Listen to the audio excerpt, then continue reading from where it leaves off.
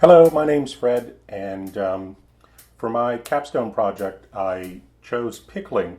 This is a ancient process of preserving food, which has been around for quite some time. And though I don't do any cucumbers, that's probably the vegetable that most people are familiar with, and the first thing they think of when they think of pickle. But pickling is something that has been around a long time. You really only need one main ingredient, and that's salt.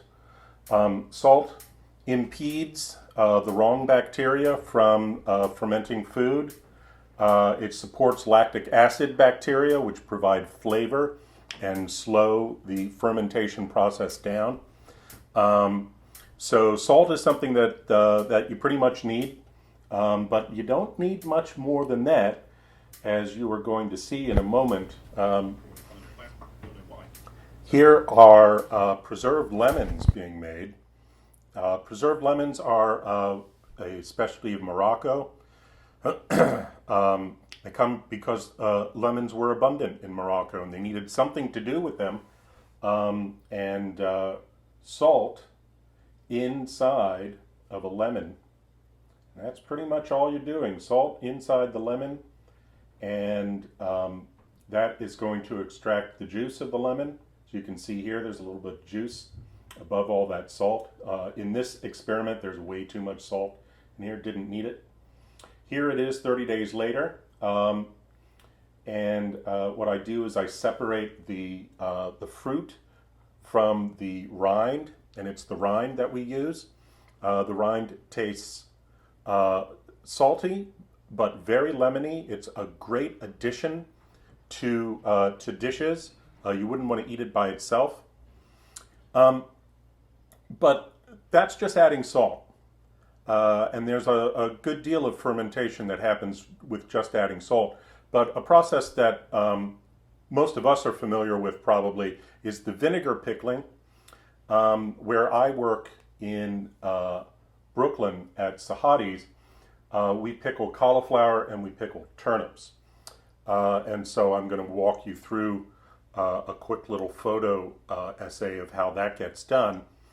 I make it in 5-gallon containers. And in addition to the cauliflower, there's a little bit of pepper and onion and garlic that goes in there. And then a number of spices, which are toasted, before we add the apple cider vinegar, as well as the turmeric. That's going to give it the color. And then salt, as usual, plus sugar. It gets boiled, and then it gets put all over the cauliflower, and then you get, after a few days, this lovely, lovely color and great flavor. Turnips also are done, but this time they don't need to have the vinegar boiled. The cut beets provide color, so you're turning the turnips from white to a pink color that you'll see, and it's just vinegar and salt. Here is a perhaps familiar to a number of people, sauerkraut, and this is one that does not require anything more than salt. A few flavors, if you want to put some coriander, say, or garlic and mustard seed, that's what I put in. Caraway as well is a good flavor. It's going to go into this 1-gallon crock, and a lot of fermentation is done in these large crocks and these large vessels, and then the material that's being fermented, the vegetables are weighted down by those weights. Then a lid goes on just to keep things out of there. It's not airtight. However, when this cutting is finished and salt is added to the cabbage, at about 2% of the weight of the cabbage is the amount of salt that you use. It draws out so much liquid from this from the cabbage that, and you'll see it here when it's done at regular speed. You can see all the liquid that's come out of the cabbage. This is after about an hour and a half of having salt added to it. So much liquid, in fact, comes out that the liquid will cover the cabbage. So the cabbage will be submerged in water. That means it's airtight, and the fermentation is done without oxygen, in a similar fashion to the way the lemons are done. So there it is in the crock, and I'm mashing it down as much as possible. As you can see, it's bringing the liquid up high enough that it covers. And then I put the weights in so that it stays submerged.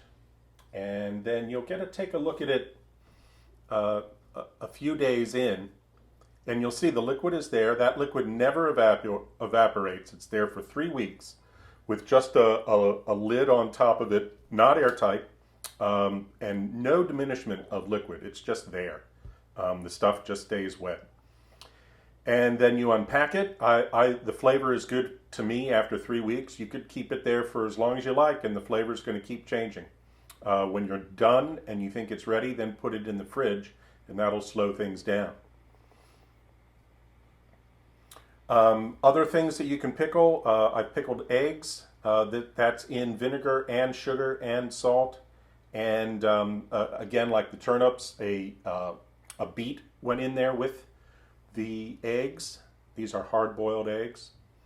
And you'll see that after just 7 days, the beet color has gone into the white of the egg, but not the yolk, so you get this really beautiful color. And the egg is a little sweet. Still tastes like an egg, but with a little sweet flavor to it. And then this is what my countertop looked like when everything was in full swing. Onions, eggs, that's butter, believe it or not. Next to it is apple butter. Apple butter is not fermented. It's just there. That's beets in honey. These are pickles, the traditional pickles. There are more lemons in salt for preserved lemons. Above them are the first batch of preserved lemons. And then over to the right at the end are limes in honey. So this was a really interesting project and fun to do. It's a lot of waiting around. What to do with this? What's my vision? I could do boxes. People can mail order, and they would get salt and maybe some sugar and a vegetable and maybe some vinegar and some instructions and a jar. That's one way you can go with this. Jose Andres in one of our videos talks about feeding the world and finding foods for people where famine and food is scarce, or refrigeration is scarce. This food does not require refrigeration, and you can have an ample supply of all of your surplus food that you can just store for as long as you like. But possibly my vision might be just selling pickles at the corner store, just like this Kool-Aid pickle that is a staple of the South in grocery stores. So thanks for watching. I hope you enjoyed this, and thanks very much.